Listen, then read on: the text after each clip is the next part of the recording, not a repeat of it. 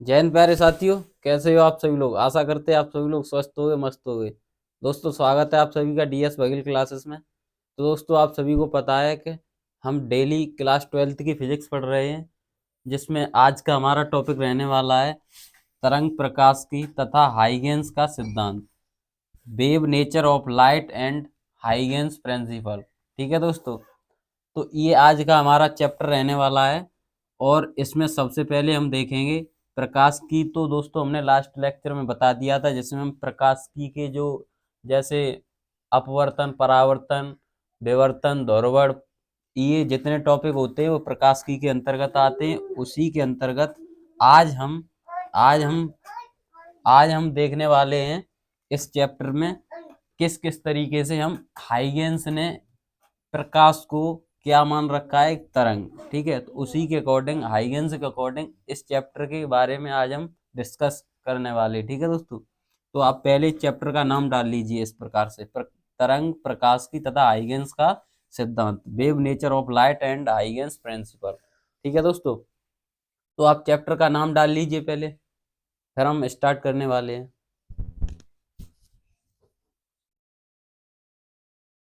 दोस्तों, आप लोगों ने चैप्टर का नाम डाल लिया होगा, जैसे कि हमको उम्मीद है। तो अब हम क्या इस चैप्टर में पढ़ने वाले हैं। तो दोस्तों, पहले आप हेडिंग डालिए प्रकाश की प्रकृति, नेचर ऑफ लाइट। इसमें दोस्तों क्या है कि प्रकाश के बारे में हमने जो लास्ट लेक्चर था उसमें आपको जो स्टार्टिंग में जो लास्ट लेक्चर था हमने वहाँ पे प्रकाश के बारे में बता दिया था। अब हम पहले इस चैप्टर में प्रकाश के नेचर के बारे में पढ़ने वाले हैं। तो नेचर क्या होता है प्रकाश का। और प्रकाश दोस्तों, it is form of energy. प्रकाश एक ऊर्जा का रूप होता है जो हमारी आंखों को संवेदित यानी उजालापन देता है, उसे हम प्रकाश कहते हैं। अब हम प्रकाश के नेचर के बारे में बात करने वाले हैं। तो फर्स्ट नेचर क्या होगा दोस्तों, जिस प्रकार से प्रकाश क्या है, प्रकाश एक स्ट्रेट लाइन में मोशन करता है, गति करता है। ठीक है, तो पहले पॉइंट क्या लिखेंगे, आप इस प्रकार से हेडिंग डालिए और फिर उसके पॉइंट इस प्रकार से लिखिए। क्या लिखोगे पहले, प्रकाश प्रकाश एक सीधी रेखा में गमन करता है। ठीक है दोस्तों, प्रकाश क्या है, एक सीधी रेखा में गमन करता है। दूसरा पॉइंट, प्रकाश का परावर्तन होता है। ठीक है, परावर्तन के बारे में मैंने आपको बता दिया था लास्ट लेक्चर में। तीसरा, प्रकाश का अपवर्तन होता है। चौथा पॉइंट क्या है, प्रकाश का विवर्तन होता है।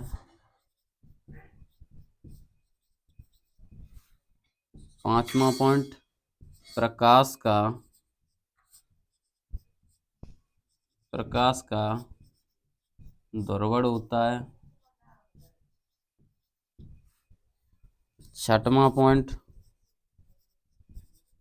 प्रकाश का व्यतिकरण होता है, जैसे इंटरफेरेंस बोलते हैं, व्यतिकरण होता है। ठीक है दोस्तों, तो ये क्या है, कुछ जो प्रकाश के नेचर हैं। यानी प्रकाश जब कहीं भी अगर गति करेगा, संचरित होगा किसी मीडियम में, तो वो सीधी रेखा में गति होगा। प्रकाश का परावर्तन कर सकते हैं हम, प्रकाश का अपवर्तन कर सकते हैं, प्रकाश का विवर्तन कर सकते हैं, प्रकाश का ध्रुवण कर सकते हैं, प्रकाश का व्यतिकरण कर सकते हैं। तो ये क्या है, इस प्रकाश के कुछ नेचर हैं। इस फॉर्म में प्रकाश हमको दिखाई देता है और ये कंडीशंस लागू होती हैं प्रकाश में। ठीक है दोस्तों, तो ये कुछ पॉइंट हैं जो कि प्रकाश की प्रकृति, नेचर के बारे में ये प्रकाश को डिफाइन करते हैं। तो आप पहले इन जो क्या है ये पॉइंट हैं, ये पॉइंट आप नोट करिए, फिर हम आगे और बताएंगे फिर हम। ठीक, और याद भी रखना दोस्तों, यहाँ पे हाइगेंस के बारे में पढ़ रहे हैं तो प्रकाश को हमने एक तरंग मान रखा है। ठीक, तो आप ये नोट करिए पहले।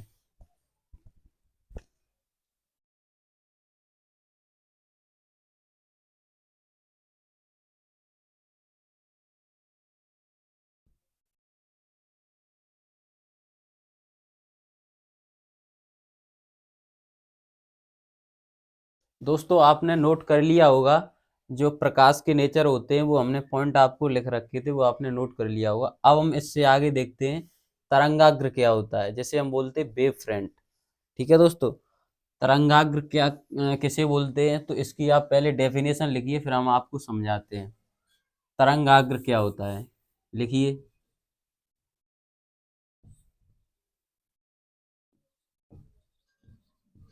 किसी माध्यम में हम एक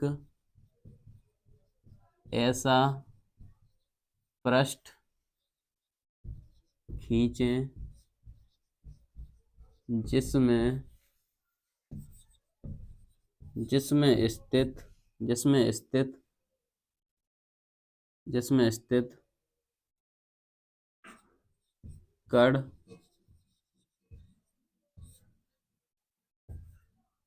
कंपन की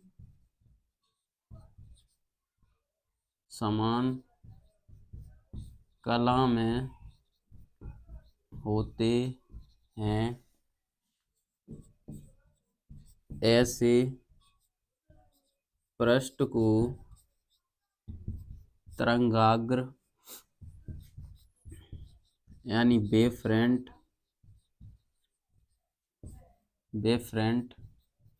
कहते हैं।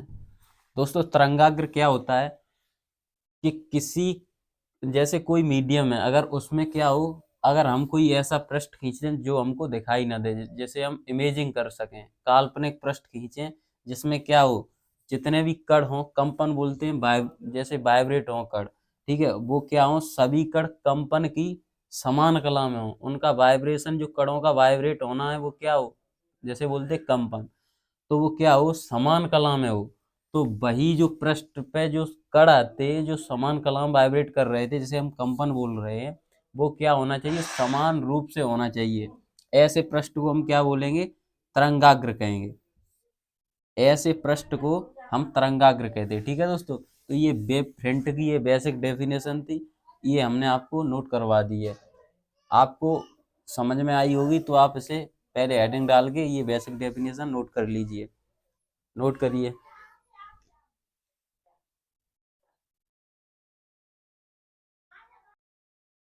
दोस्तों आप लोगों ने तरंगाग्र की हेडिंग नोट कर ली होगी। अब हम देखते हैं इस चैप्टर में, जो चैप्टर का नाम था हाइगेंस तरंग सिद्धांत। तो दोस्तों हाइगेंस एक वैज्ञानिक थे, उन्होंने अपने प्रयोगों के आधार पर एक सिद्धांत दिया था, उन्होंने अपनी एक थ्योरी दी थी प्रकाश के बारे में। क्या बताया था उन्होंने, प्रकाश तरंग सिद्धांत के बारे में अपना एक सिद्धांत दिया था, प्रतिपादन किया था। प्रतिपादन का मतलब उन्होंने अपने प्रयोगों के आधार पर एक सिद्धांत का निर्मित किया था, एक सिद्धांत प्रकाश के बारे में। वैज्ञानिक थे हॉलैंड, हॉलैंड देश था, वहाँ के वैज्ञानिक थे हाइगेंस। हाइगेंस ने सन 1678 ईस्वी में, हाइगेंस के अनुसार उन्होंने एक सिद्धांत को प्रतिपादन किया था। कब, 1678 ईस्वी में। कहाँ के वैज्ञानिक थे, हॉलैंड के। ठीक है, नाम क्या था वैज्ञानिक का, हाइगेंस। तो उन्होंने क्या किया, हाइगेंस के अनुसार, अब हम देखते हैं प्रकाश के बारे में, हाइगेंस ने प्रकाश के बारे में क्या क्या विचार अपने रखे। तो प्रकाश तरंगों के रूप में चलता है, वैज्ञानिक हाइगेंस ने बताया कि जो प्रकाश होता है वो तरंगों के रूप में चलता है। और अभी तक दोस्तों हमने अपवर्तन, परावर्तन और इतने ही जो चैप्टर थे उनमें हमने क्या, प्रकाश को हमने एक, कहीं कहीं प्रकाश को दोस्तों कण माना है, और कहीं कहीं, जैसे इस प्रकार से इन वैज्ञानिक ने क्या माना है इस चैप्टर में, तरंग। तो उन्होंने क्या बताया, हाइगेंस के अनुसार प्रकाश तरंग के रूप में चलता है। प्रकाश तरंग स्रोत, जैसे प्रकाश प्रकाश कहीं एक स्रोत से, जैसे हम लोगों के घरों में बल्ब होते हैं या टॉर्च हो गई, तो वो क्या हो गया, एक प्रकाश का स्रोत। ठीक है, जैसे सूर्य हुआ, वहां से भी प्रकाश एक स्रोत है। वो प्रकाश तरंग स्रोत से निकलकर सभी दिशाओं में संचरित होता है। जैसे दोस्तों अगर कहीं से, अगर प्रकाश कहीं स्रोत से अगर निकल निकल रहा है जिस स्रोत से, तो वो सभी दिशाओं में समान रूप से संचरित होगा। ठीक, और किसके रूप में चलेगा, तरंगों के रूप में, सभी दिशाओं में संचरित होता है। तरंगों को चलने के लिए माध्यम की आवश्यकता होती है। ठीक है, यहाँ पे लिखा नहीं, तरंगों को चलने चलने के लिए माध्यम की आवश्यकता है, चलने के लिए के लिए माध्यम, इस प्रकार से आप यहाँ पे लिख लेना। ठीक, तरंगों तरंगों को चलने के लिए माध्यम की आवश्यकता होती है। हाइगेंस ने एक सर्वव्यापी माध्यम, दोस्तों हाइगेंस ने अपना एक माध्यम माना था, उसे उन्होंने ईथर नाम दिया था। अपना एक माध्यम, सर्वव्यापी माध्यम ईथर माना, जिस इसकी कल्पना की इसमें प्रकाश तरंग संचरण के लिए सभी गुण होने चाहिए। जो दोस्तों हमने आपको स्टार्टिंग में जो नेचर लिखवाए थे, प्रकाश स्ट्रेट लाइन में चलता है, प्रकाश का रिफ्लेक्शन होता है, प्रकाश का रिफ्रैक्शन होता है, यानी सीधी रेखा में चलता है, परावर्तन होता है, अपवर्तन होता है, व्यतिकरण होता है, जो जितने पॉइंट लिखवा रखे थे, तो वो क्या होना चाहिए, इनके जो रूल में जो इन्होंने बताया था, उसमें क्या बोला इन्होंने कि एक माध्यम ईथर इन्होंने स्वयं माना, और उसमें बताया उन्होंने प्रकाश संचरण यानी संचरण चलने के लिए सभी गुण उसमें होना चाहिए। एग्जाम्पल के तौर पे समझते हैं, प्रकाश 3 × 10⁸ मीटर पर सेकंड की चाल से चलता है। इसी प्रकार ईथर का घनत्व बहुत कम होता है। दोस्तों इन्होंने जो ईथर जो माध्यम माना था, इसकी जो डेंसिटी है बहुत कम होती है। प्रकाश के काल्पनिक माध्यम में प्रकाश की तरंगें चलती हैं। ठीक है, कैसी चलती हैं, प्रकाश एक काल्पनिक रूप में चलता है। यहाँ बोला है इन्होंने प्रकाश की काल्पनिक माध्यम में प्रकाश की तरंगें चलती हैं। तरंग जैसे ही रेटिना पर पड़ेगी, दोस्तों हमारे आंखों में एक रेटिना होती है, उस पर पड़ती हैं तो क्या होता है, वस्तु तो हमें स्पष्ट दिखाई देने लगती है। ठीक, इससे क्या होगा, विभिन्न रंगों के लिए प्रकाश की तरंगें भिन्न भिन्न लंबाई की हो सकती हैं। ठीक दोस्तों, तो ये आपका हाइगेंस का था, यहाँ पे दिख नहीं रहा होगा, आपको दिखा होगा थोड़ा। ठीक, अभी हम देखते हैं, तो ये आप पहले हेडिंग डालोगे, हाइगेंस का है, ये तरंग सिद्धांत है, इन्होंने अपनी थ्योरी दे रखी थी, बेस वो हमने आपको एक्सप्लेन करके रीड करके बता दिए। अब आप हेडिंग डाल के इसकी थ्योरी आप नोट कर सकते हैं। ठीक है दोस्तों, आप इसे नोट कर लीजिए।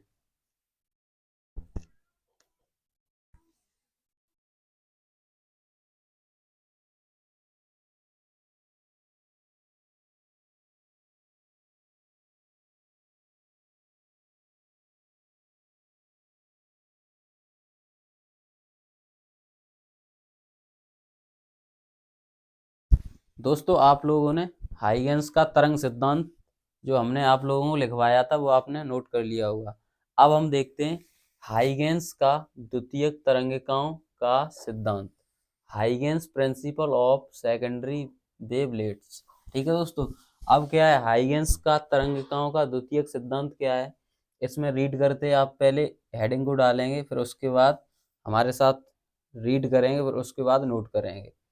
हाइगेंस ने किसी माध्यम में तरंगों के संचरण के संबंध में एक सिद्धांत दिया, जैसे हाइगेंस का तरंगिकाओं का द्वितीयक सिद्धांत कहते हैं। ठीक है दोस्तों, इन्होंने एक एक्सपेरिमेंट किया, अपने प्रयोगों के आधार पर एक तरंगिकाओं का द्वितीयक तरंगिकाओं का सिद्धांत दिया। और पहले क्या दे चुके थे, ये तरंग तरंग सिद्धांत तरंग सिद्धांत दिया था, और अब दिया है द्वितीयक तरंगिकाओं का सिद्धांत। ठीक है, अब देखते हैं, इन्होंने एक पॉइंट के माध्यम से बताया है, किसी माध्यम में स्थित तरंग स्रोत से तरंगे निकलती हैं। ये तो पता ही है, जैसे जैसे लाइट हो गई, या जैसे बल्ब हो गए, हम लोगों के घरों में सूर्य हो गया, वहां से प्रकाश निकलता है, तो एक बिंदु स्रोत से निकलता है। ठीक है, तरंगे निकलती हैं, तो उन्होंने जो जो सोर्स से जो प्रकाश आता है, वो किसके रूप में बताया, तरंगों के रूप में तरंगे निकलती हैं। तो स्रोत के चारों ओर स्थित माध्यम के कण जो कण कंपन करने लगते हैं। ठीक है दोस्तों, जो धूल मिट्टी के कण होते हैं, जो तरंग के साथ में आते हैं, वो क्या करते हैं, वाइब्रेट करते हैं, कण कंपन करने लगते हैं। पृष्ठ पर स्थित सभी कण, इससे पहले हमने एक आपको बताया था वेव फ्रंट तरंगाग्र, उसमें क्या बताया था, कोई कोई किसी मीडियम में अगर हम कोई ऐसा काल्पनिक पृष्ठ खींचें जिस पे क्या हो, कण जो कंपन करते हैं, वो क्या होना चाहिए, समान कला में होना चाहिए। तो उसी की बात कर रहे हैं, कण कंपन करने लगते हैं, पृष्ठ पर स्थित सभी कण, ये देखो बताया हमने, सभी कण क्या होना चाहिए, समान कला में होना चाहिए। सभी कण क्या होना चाहिए, समान कला में होना चाहिए। कंपन करने लगते हैं सभी कण कला में समान कला में कंपन करने लगते हैं, जिससे तरंगाग्र कहते हैं। बताया, तरंगाग्र कहते हैं। बिंदु स्रोत से तरंगें निकलती हैं, ठीक है, ये तो पता है। अगर किसी, ये बात याद रखना दोस्तों, ये एक पॉइंट, अगर किसी बिंदु स्रोत से अगर तरंगें निकलेंगी तो वो क्या होगा, गोलीय तरंगाग्र बनाएं। याद रखना, ये अगर बिंदु स्रोत से तरंगें निकलेंगी तो किस प्रकार का तरंगाग्र बनाएं, गोलीय, गोलीय होगा, ठीक है। फिर दूसरा पॉइंट क्या है, तरंगाग्र पर स्थित सभी कण एक नई ऊर्जा यानी नई तरंग का कार्य करते हैं, ठीक है दोस्तों। फिर क्या है इसमें, नई तरंगें सभी दिशाओं में निकलती हैं। इन तरंगों को द्वितीयक तरंगिकाएं कहते हैं। जो दोस्तों उस पे एक पृष्ठ पे जो तरंग थी वो क्या, जो कण कंपन कर रहे थे, जैसे हमने तरंगाग्र बोला था, वो क्या करेगी, नई तरंग का कार्य करेगी, और वो तरंगें, नई तरंगें सभी दिशाओं में निकलती हैं। इन तरंगों को द्वितीयक तरंगिकाएं कहते हैं, जैसा कि हाइगेंस ने बताया था, ठीक है। और फिर क्या करेंगे, तीसरे पॉइंट में इन्होंने क्या बताया, यदि किसी क्षण बढ़ती हुई द्वितीयक तरंगिकाएं अगर किसी से स्पर्श करती हैं तो उस पृष्ठ पे, अगर स्पर्श करते हुए पृष्ठ पे, अगर कोई पृष्ठ पे अगर स्पर्श रेखा अगर खींचें तो यह स्पर्श उस क्षण तरंगाग्र की नई स्थिति को प्रदर्शित करेगी, ठीक है दोस्तों। जिस प्रकार से सपोज दैट, मानिए यहाँ दिख रहा है आपको, अभी हम दिखा देंगे, पहले समझिए। जिस प्रकार से ये हमने कोई एक बिंदु स्रोत माना, जिसे हमने एस नाम दिया, अगर यहाँ से अगर प्रकाश निकलेगा, यहाँ पे मैंने क्या है, अगर याद रखना हमने यहाँ क्या बोला था, अगर बिंदु स्रोत से अगर कोई प्रकाश निकलेगा, इस प्रकार से निकलेगा, तो ये गोलीय तरंगाग्र के रूप में सभी दिशाओं में एक समान रूप से, ये 1 2 3 4, अगर इसको हम किसी अगर ऐसे पर्दा पे देखेंगे तो ये इस प्रकार से हमको दिखाई देता है। इन्होंने ये एक्सपेरिमेंट किया था, ये इस प्रकार से बिंदु स्रोत से अगर कोई तरंगें प्रकाश की निकल रही हैं तो ये गोल गोल टाइप में, जिस प्रकार से आपने देखा होगा एक्सपेरिमेंट किया था इन्होंने, हम आपको बताते हैं। जिस प्रकार से अगर आप देखना, जिस प्रकार से बल्ब से अगर रोशनी निकलती है, प्रकाश निकलता है, तो उसके आसपास क्या होता है, वो गोलीय रूप में आगे की तरफ, जो प्रकाश की तरंगें हैं वो बहुत दूर तक आगे की तरफ गोलीय रूप में आगे की तरफ जाती हैं, ठीक है। तो वही इन्होंने बताया था, अगर बिंदु स्रोत से अगर कोई प्रकाश की तरंगें निकलेंगी तो वो गोलीय तरंगाग्र बनाएंगी। जिस प्रकार से हमने ये बिंदु स्रोत मान रखा है, कोई एस है, सोर्स प्रकाश का है एस, अगर यहाँ से प्रकाश की तरंगें निकलेंगी तो ये गोला गोला रूप में आगे की तरफ बढ़ेंगी। उसी प्रकार से अगर इन्होंने एक पर्दा ले रखा है, यहाँ से देखा उस पर्दे पे, इस प्रकार से प्रकाश तरंगें गोलीय रूप में दिखाई दे रही हैं, ठीक है दोस्तों। तो ये था इनका हाइगेंस का द्वितीयक तरंगिकाओं का सिद्धांत, ठीक है दोस्तों। ये इम्पोर्टेंट है, हाइगेंस का तरंगिकाओं का द्वितीयक सिद्धांत, ठीक है। तो आप इसे नोट कर लीजिए, और अगर आपको कोई भी अगर डाउट आता है तो आप कमेंट सेक्शन में हमको बता दीजिए करें, ठीक है दोस्तों।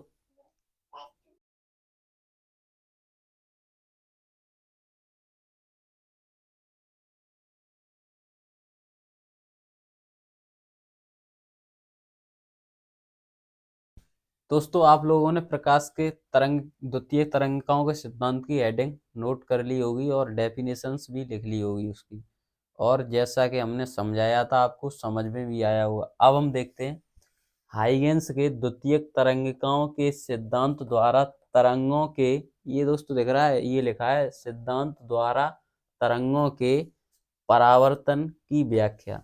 अब दोस्तों हाइगेंस के ही अनुसार, यानी जो इन्होंने सिद्धांत दिया था हाइगेंस के द्वितीयक तरंगिकाओं का सिद्धांत, अब इसी के द्वारा हम परावर्तन की व्याख्या करने वाले, ठीक है दोस्तों।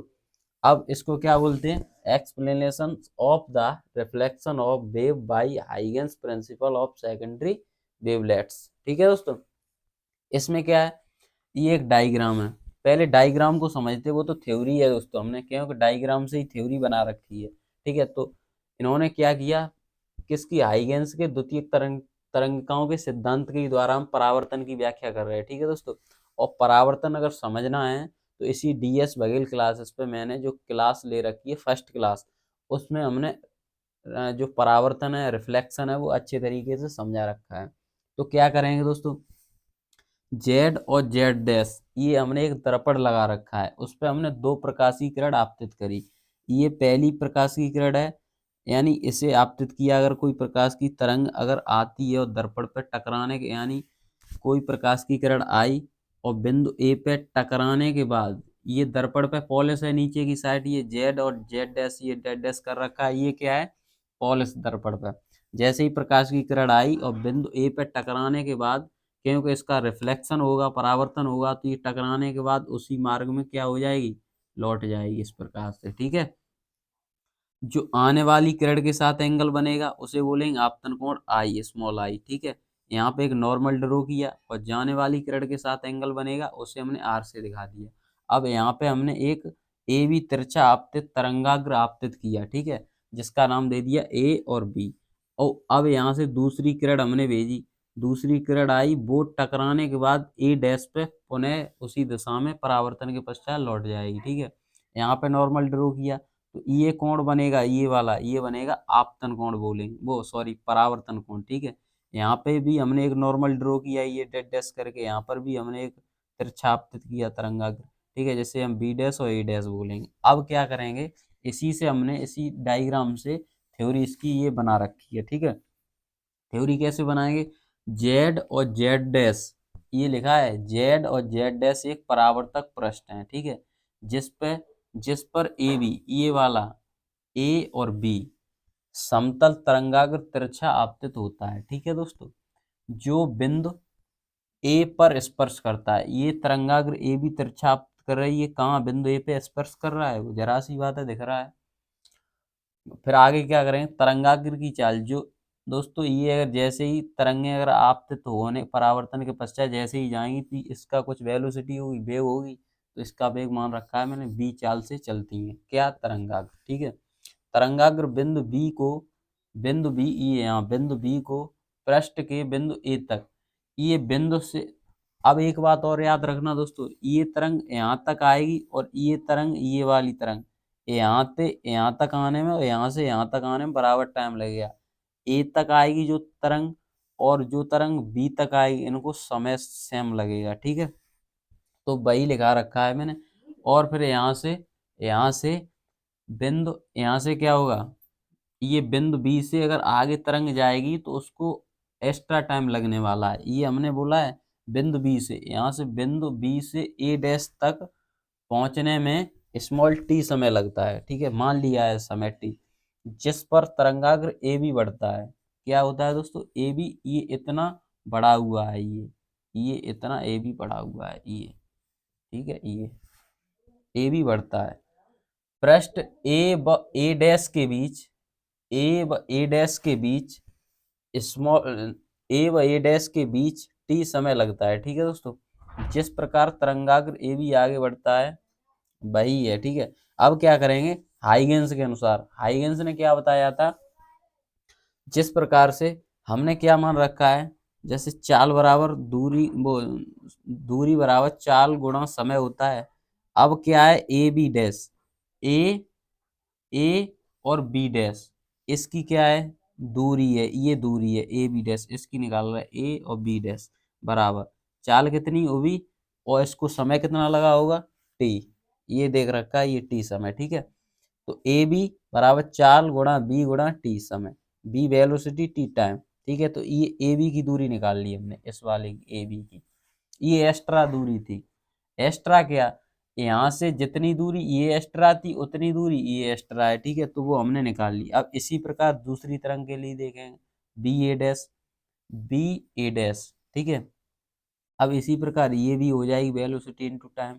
अब जब देखेंगे इनकी, तो क्या एक साइड बराबर है ये वाली, तो ये दोनों साइड हमने क्या कर दी है, ये यहाँ पे दोनों साइड बराबर करके और बी इंटू टी लिख दिया है। ठीक है, अब देखेंगे यहाँ पे, अब इसी प्रकार अतः त्रिभुज, त्रिभुज ए बी ए डैश में, ए बी ए डैश में क्या होगा, और ये दोस्तों दिख रहा है तुमको त्रिभुज ए बी ए डैश और ए बी ए डैश, ये आपस में कैसे समरूप, ये प्रॉपर्टीज होती है ट्रायंगल की। ठीक है, ये आपस में कैसे होंगे, समरूप बराबर। तो ये हमने कंडीशन लगा दी है, ये वाली कंडीशन लगा दी है, यानी ए और बी बराबर होंगे आपस में, ए बी डैश बराबर होंगे तो बी ए डैश भी बराबर होंगे।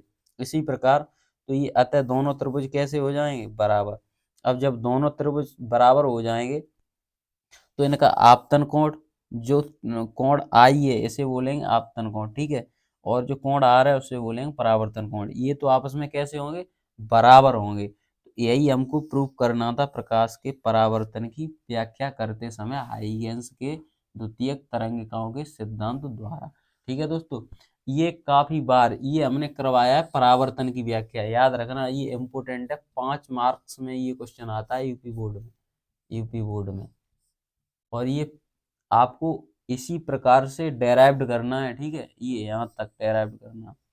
पहले आपको ये हेडिंग डालनी है, फिर उसके बाद ये थ्योरेटिकल डेफिनेशन लिखना है, फिर उसके बाद ये डायग्राम बनाना है, फिर उसके बाद ये यहाँ से ये इतना ये नोट करना है, फिर ये वाला नोट करना है, फिर उसके बाद ये वाला नोट करने के बाद ये फाइनल ये लिखना है। ठीक है दोस्तों, ये यहाँ तक। और ये आप दोबारा से एक बार ये देख के वीडियो और फिर दोबारा से एक बार फिर प्रैक्टिस करें, क्योंकि ये काफी बार रिपीटेड क्वेश्चन है। ये अपवर्तन बता दिया हमने, अब वो परावर्तन बता दिया, अब इसका एक अपवर्तन वाला जो एक्सप्लेनेशन है, व्याख्या है, वो हम और बताएंगे। ठीक है, आप पहले इसको नोट कर लीजिए।